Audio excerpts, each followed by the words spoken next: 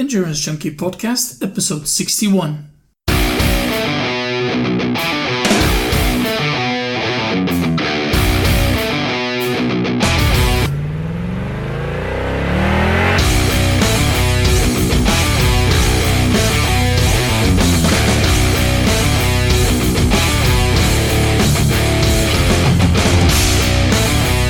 Hey Junkie, welcome to another episode of the Endurance Junkie Podcast, the show where I will be interviewing some of the fastest, smartest and most inspiring people active in the endurance world today.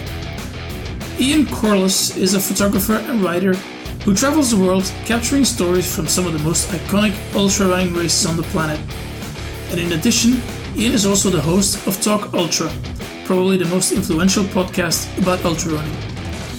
Ian, thanks for joining me today. Now, for those of us who don't know you, can you tell us a bit about yourself, your sporting background growing up, and how you ended up in ultra running? It's a long story. I've been involved in endurance sport for over 30 years. Primarily, my business, my skill set was a photographer. And I worked in studio advertising, commercial work, etc. And sport was something that I did alongside the photography. It was my hobby. And in the very, very early days, 30 years ago, I was a cyclist. And I progressed, got addicted, became a more serious cyclist, and eventually moved up the ranks to first category and elite. And I travelled, not a lot, but I travelled quite a bit racing. And then as things happen, life gets busy and one thing and another, you're trying to balance all the time between training, racing, work, and it all got a little bit messy for me. And I decided to hang up my wheels and take some time out. And then I was reminded by my cycling friends that they said, you always said you would do an Ironman when you finish cycling. And I thought, yeah, that might be quite a good idea. So I ended up doing Ironman for a couple of years and duathlon. And then I decided to concentrate purely on the running just because it was a little bit easier. It's always easy to put a pair of shoes on and just run. And I think for time, it's an effective use of time in terms of keeping fit. You know, you can run an hour 3 or 4 times a week and it gives you a good return, whereas with cycling you always had to go out longer, and with triathlon you were balancing 3 sports, so it was quite complicated. And so that's pretty much it. About 10 years ago I started trail running, and that sort of evolved into what I'm doing now, and now I don't get much opportunity to run because I'm working too much in the ultra trail running industry. Okay, cool. So what made you decide to, travel the world, start traveling the world and covering all these races that you do? Because I guess, you could, this is your full-time job, right? Oh, yeah, this is my full-time job. I don't have time for anything else. I didn't really decide to do it. It happened. And I guess it was one of those fortunate things that my skill set as a photographer coincided with my passion for the trail ultra mountain running world. And 7 or 8 years ago, I looked at what was available in the industry, and there was nobody doing what I'm doing.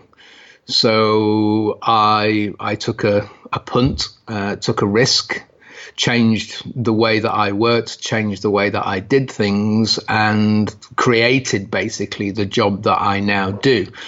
But there was never an intention. There was never an intention sitting down and thinking to myself, well, I'm going to travel the world and I want to do this. This has become a consequence of the changes that I made, and one thing led to another. And before I knew it, I was starting to travel, and now it's become just completely full on. I start traveling in January and I finish in December. So how do you get your gigs then? Do you show up as a freelancer, or do you get invited by all these events to cover them? I'm a freelance specialist in the ultra trail mountain world, and just like any other profession, I tout my services and work for clients. I am a media partner for the Skyrunner World Series. So that is one big commitment, because they have races all over the world and they have a lot of races. So that requires me to go from one race to the next race to work on that as a photographer, as a journalist, and in different capacities. And obviously that coincides with the podcast Talk Ultra, where I interview runners and tell stories. So it's all interconnected. Yeah, we'll touch on the podcast later. But where does that love for photography come from? I went to art college when I left school at 18, and I did a 2-year course in art and design, which is one of those courses that gives you a taste of everything, whether that is painting, graphics, architecture, photography. And photography was the one thing that I leaned towards, with no real idea of what type of photographer I wanted to be. And at the end of that 2 years, I then went on to a higher education, and I did a 3-year course in professional photography. 2 years was a normal degree, and then the third year was a professional qualifying exam. And then I left college in my early 20s, a blank canvas, not really having a complete idea of what I wanted to do, but I knew that I wanted to work in London, and I knew that I wanted to work in advertising photography.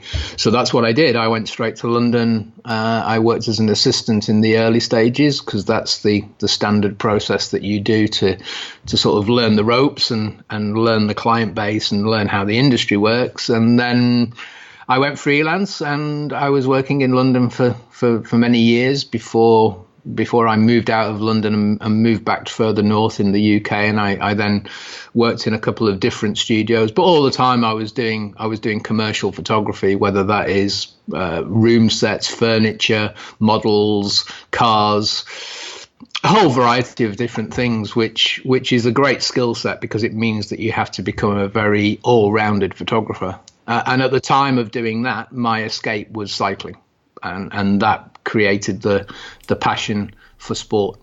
Okay, cool. Can you describe your photography style today, and maybe lift a couple of secrets of what makes a good sports photographer stand out from the rest?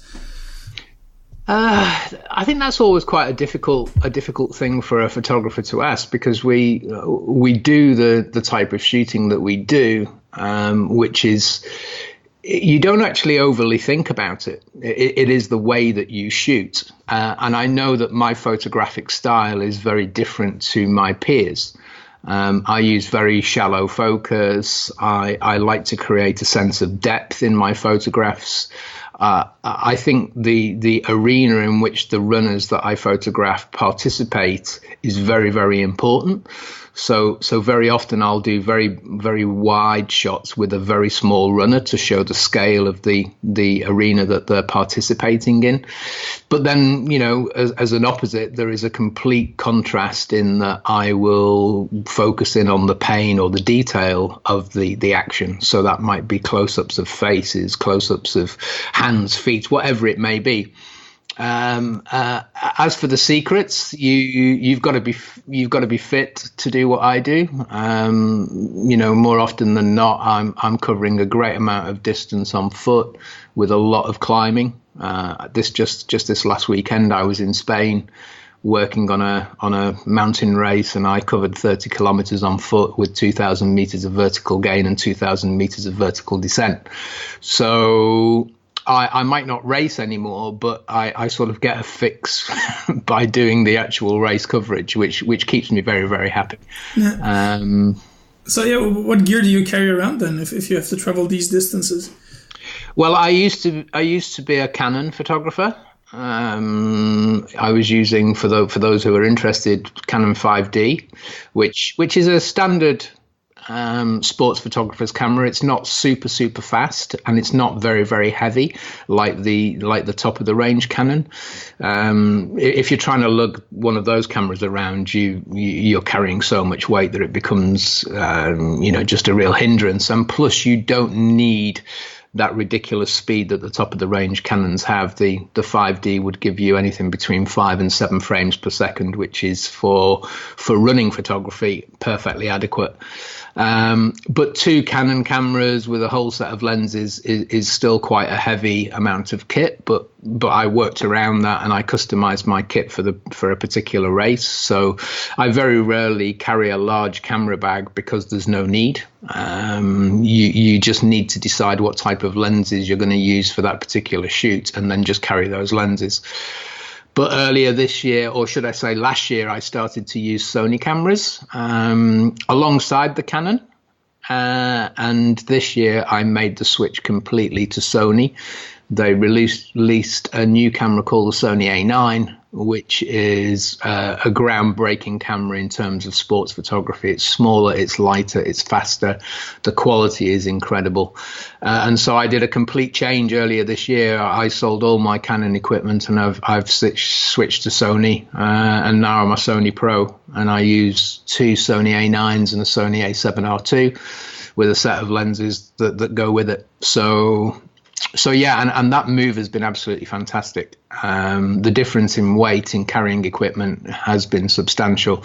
And the speed of the cameras is also incredible. It's just been a really great move. All right, cool. That's some good advice for the techies around here. What does your day look like when you're shooting a race? How do you prepare? Do you go out a couple of days before and look at the course and figure out, places where you want to be at certain times? In an ideal situation, that would always be the case, but timing, logistics, very often can mean the opposite. So I'm often traveling from one race to the next race with little time in between.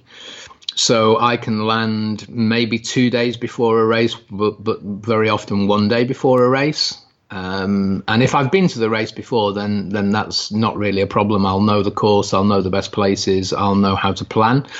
If I haven't been to the race, then I'll speak to the runners, the ones that have run the race before, or I'll speak to the runners that might have been training on the course to find out where they think some of the highlights are. I also speak to the race director and the team. I look at the maps because it's very often very easy looking at the maps so you can tell where are going to be good places. Most of the time I'm working on mountain races, so I tend to want to be high, where it's more technical, where the visuals are better. I very rarely go into the low ground. So I commit myself to go to maybe 1, 2 or 3 spots, depending on the length of the race.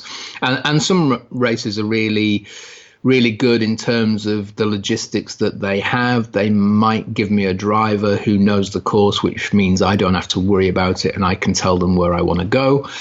Or if I'm really lucky, I'll have a helicopter. And, there's several races that I do in a year where I use a helicopter and they take me to multiple places on a course. And that is by far the best situation. But of course, that's extremely costly. I can imagine, yeah. Do you have any horror stories about, lost films or broken memory cards?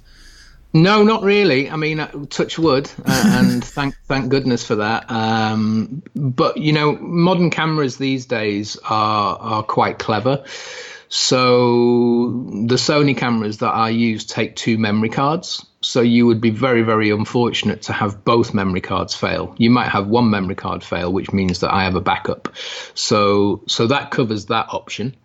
I've dropped cameras, which is not a good idea because they don't bounce very well.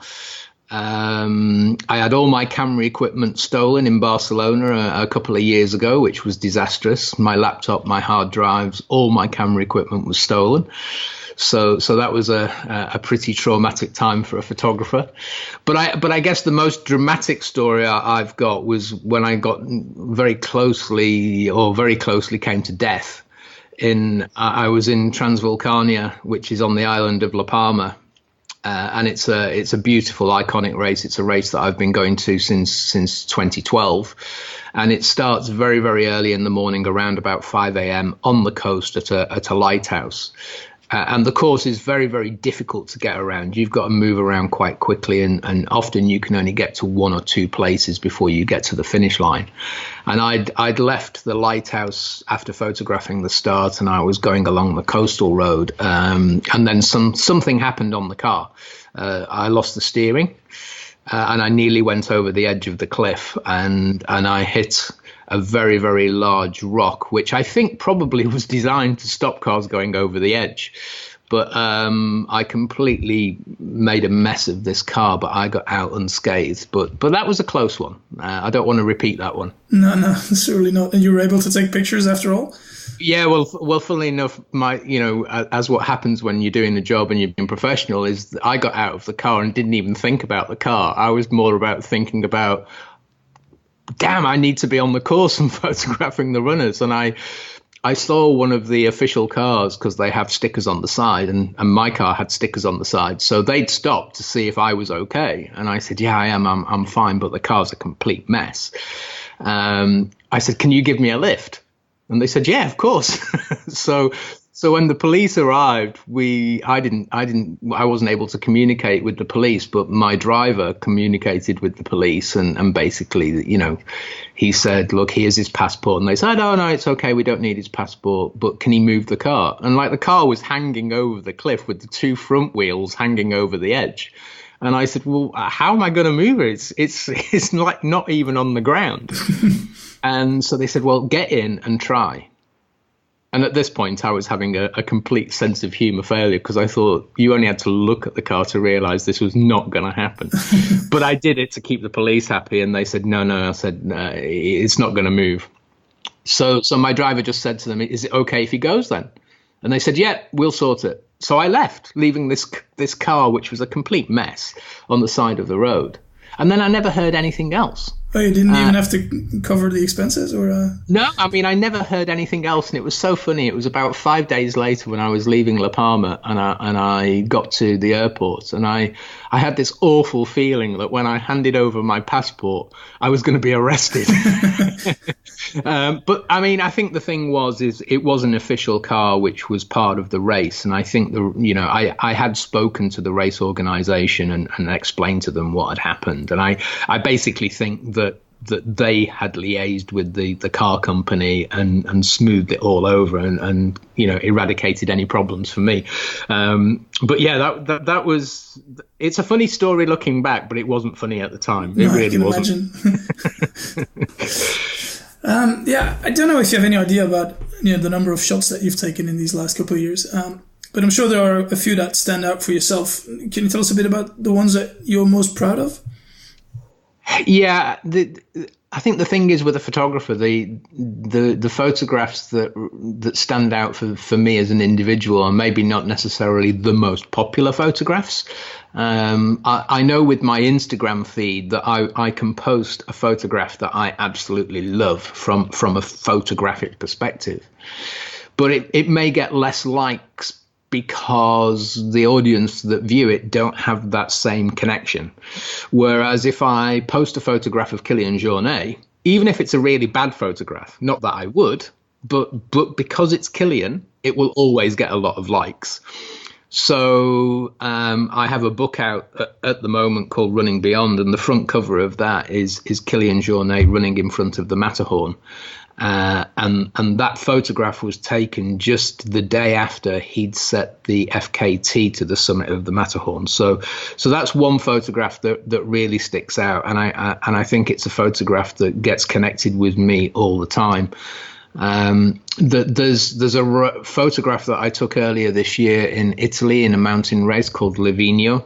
And I'd gone on this course 2 days before, and I'd hiked a lot of the sections looking for locations. It's a very difficult race to get to. It's very exposed, very technical. And I'd seen this photograph, and I thought, if the weather is good and I have the perfect runner coming across this ridge, this will make a stunning photograph. And it just happened on race day exactly how I wanted it. And as I was taking the photograph, I was getting that adrenaline buzz inside, knowing that the shot that I'd seen 2 days previously was actually happening with one of the best runners in the world. And that's an incredible feeling, because that almost brings the commercial side, the advertising side of my background, where everything was planned and controlled. Because obviously in a race, you can't plan or control anything. You have no idea which will be the first runner. You don't know how fast they're going. And that's the thing that makes sports photography very, very exciting, is that you often only have one chance to get the shot. You can't ask the runner to come back and do it again. So you have to be prepared. You have to understand what you're doing. You have to understand the course, the terrain, and you have to be ready. So I think the one thing that always keeps me on my toes is that you can never relax. I'll get to a location or a place an hour, 2 hours before maybe I need to be there, just in case. And then I'll scout the locations. So finding the shots and then getting the shots afterwards is always a really good thing. In terms of other photographs I've taken, Sir Ranulph Fiennes, the legendary explorer, he did Marathon des Sables a couple of years ago, and I followed him for quite a lot of the race, and I got some really great portraits of him, which show his character, but also the impact of the race upon him. But over the years, I've just shot thousands and thousands of photos, and I find it very, very difficult when people say to me, "Can you make a selection of, say, 12 images?" And to be honest, no, I draw a blank, because I just think to myself, oh, well, what images? I have some favorites, but what about this one? What about that one? It's like when somebody asks you, what's your favorite film? I could go on talking about films for God knows how long, because I have so many. Yeah. Can we see that photo from the Italian race somewhere? Is it on your website? Yeah, it's on the website. Maybe what I'll do is I'll send you a link to a couple of the images, or a couple of the galleries, and then that way you can share that with your listeners. Yeah. In fact, actually, I have an account on 500 Pics, which is a very, very small selection of my images. It tends to be, and it's something new that I've started to do, where it will become a very, very bespoke gallery. So maybe I'll send you the link to 500 Pics, and then that way you can have a look at some of the highlights, because that's what I'm trying to do with that account, is just create a highlight of my career. Yeah, cool. Talking about selection of photographs, and you touched on it before. You just published a book, Running Beyond. So you definitely had to make a selection there. Can you tell us a bit about the project and how it came about? Yeah, I thought to myself in the last 5-6 years that there wasn't really a book that documented the sport of ultra or trail or mountain running. It was a blank canvas, and there was a demand out there, for ultra runners, trail runners to have access to that information in one place. And of course, you can go to websites. And I tried to do a self-published book some time ago, but the biggest problem with going self-publish is that it's extremely expensive, and you can't get the book price down that it becomes affordable for most people. And certainly the bigger the book, the more expensive it becomes. So I played around with that, but relatively unsuccessfully. And then I think maybe as my profile within the industry increased, it gained attention. And I was actually approached by a publishing company who said, we'd like to do a book with you. And I said, well, that's amazing, because I've been thinking about this for a couple of years now. And my idea was exactly the same as their idea, is that it wasn't meant to be an A to Z of running races. It was meant to be a series of races that I had been to and documented, and I would tell the story. So Running Beyond, happened, and in the book are over 30 races from all over the world that I've worked on, and I tell the story. It includes interviews with some of the world's top runners, and obviously there's a selection of photographs that go along to tell the story of the race. And going back to the point that you said about selecting the photos for the book, That was extremely hard. And actually, I did delegate a fair amount of the photo selection to the publisher. So I gave them galleries and I asked them to make the selection. And then we discussed the pros and cons of the selection, and then finally came up with an edit selection based on both our input.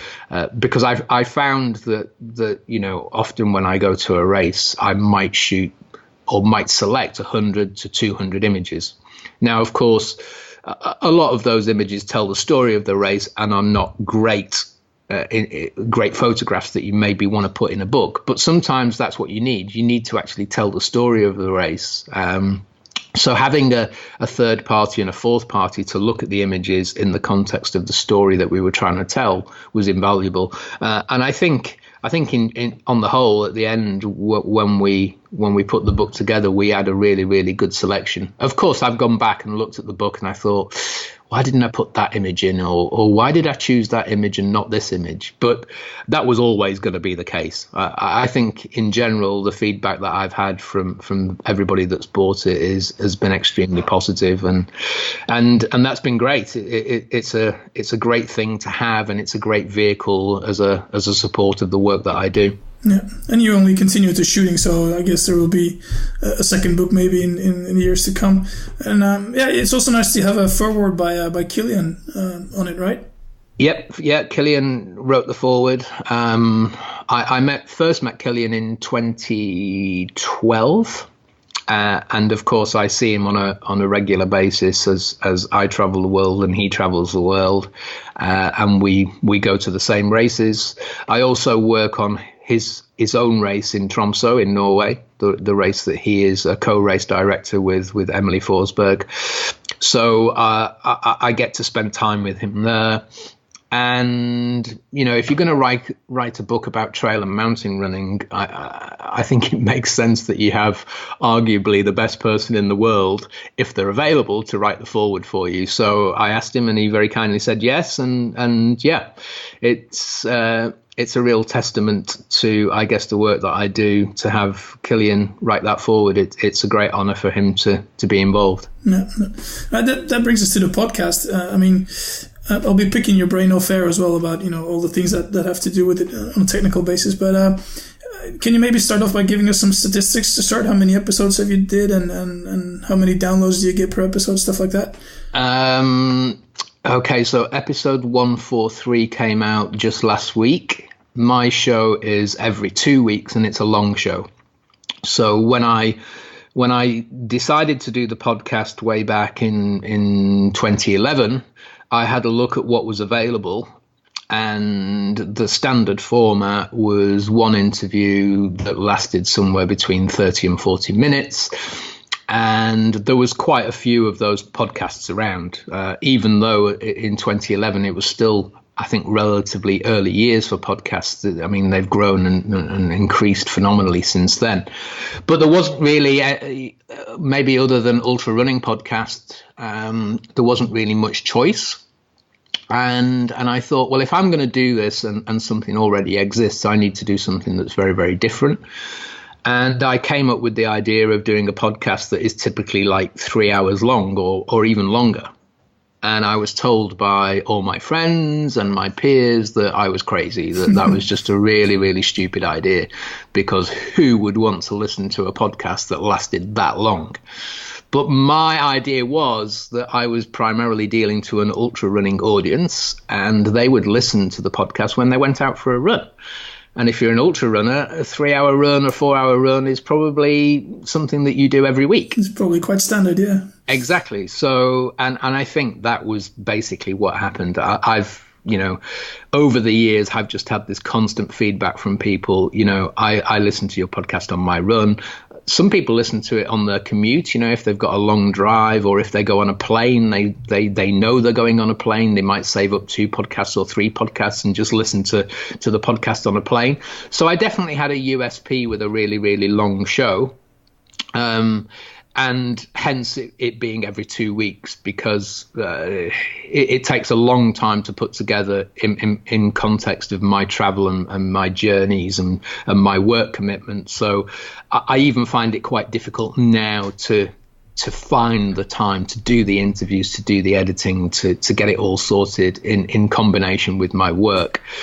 So I think in 143 episodes, I think I've only missed one where physically I just couldn't get the show out. And I think I had one delayed show.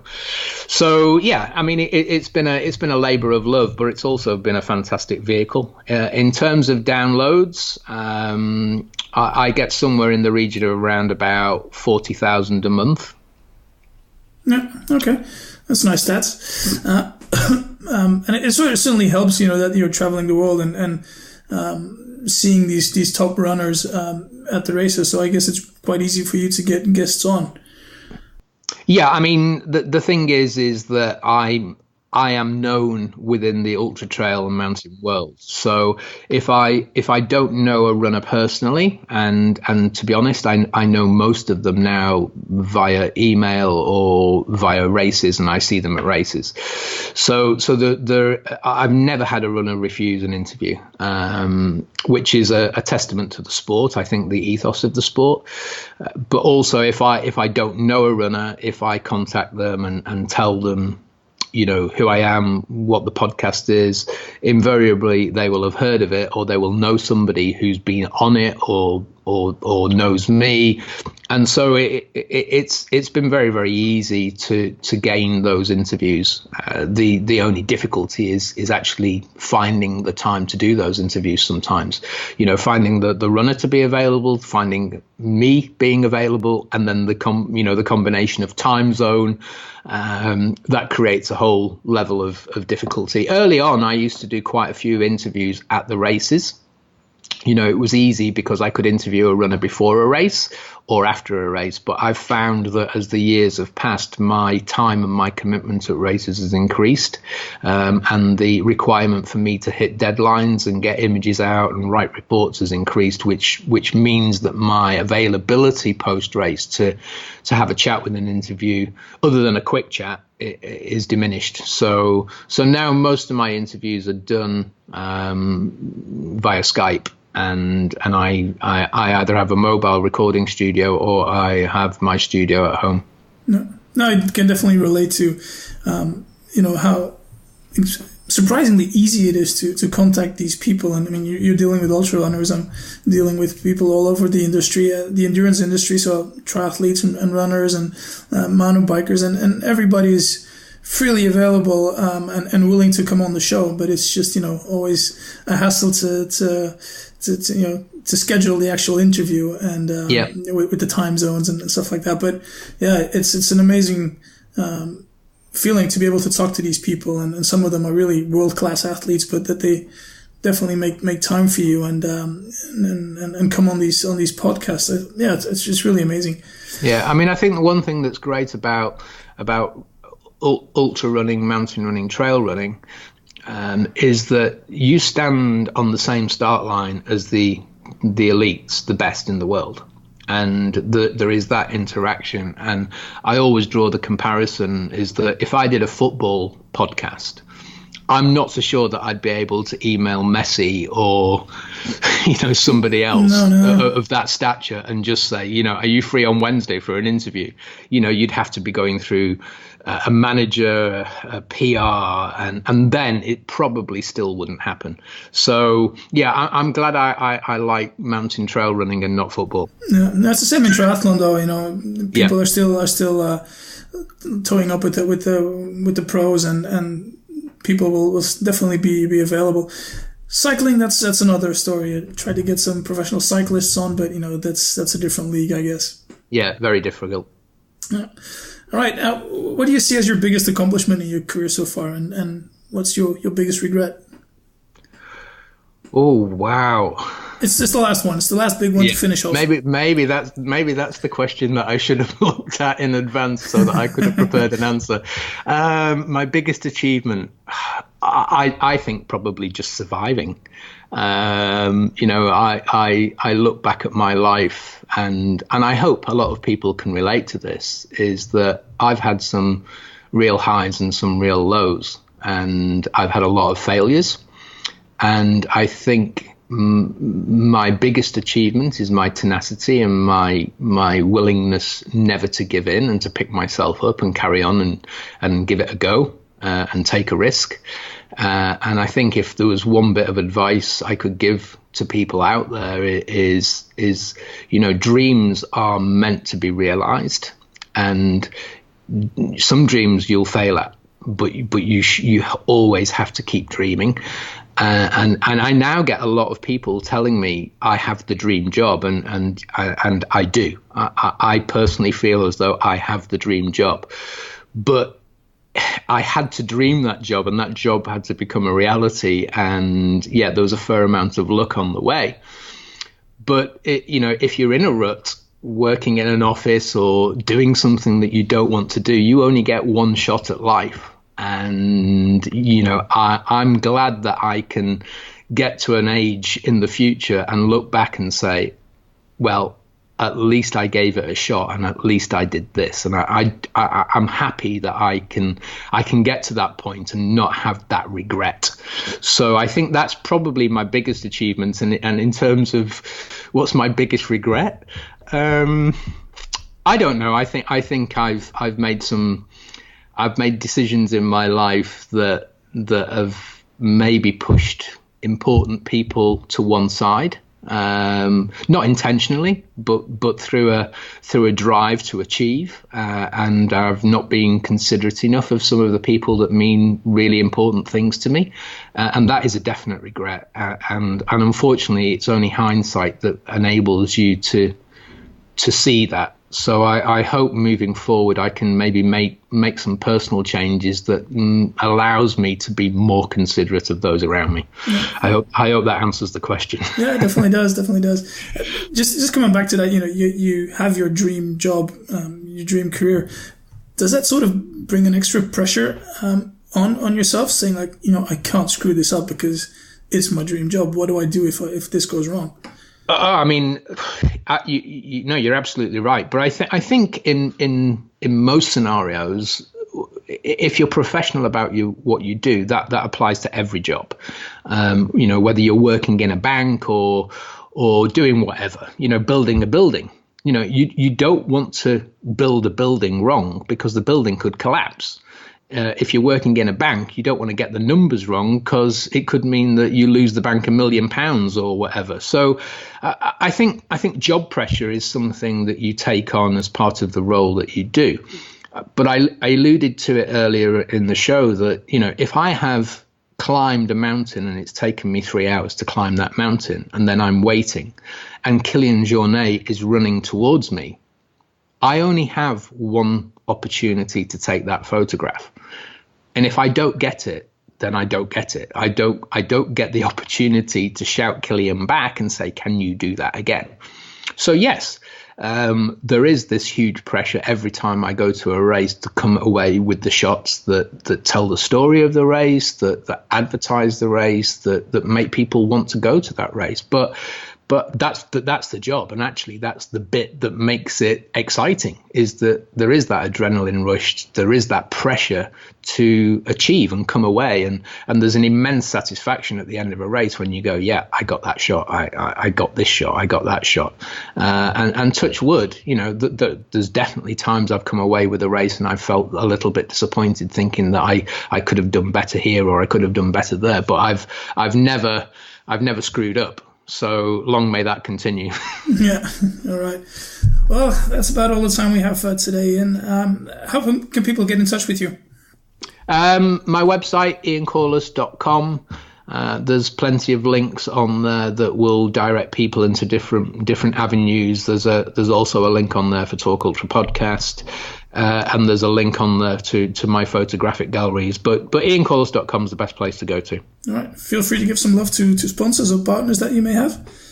I don't have sponsors or partners. I prefer to remain impartial so that I can talk about the sport the way that I need to. All right, cool. Anything else you want to plug? No, absolutely not. Unless you're interested in trail running, mountain running, and go and buy Running Beyond book.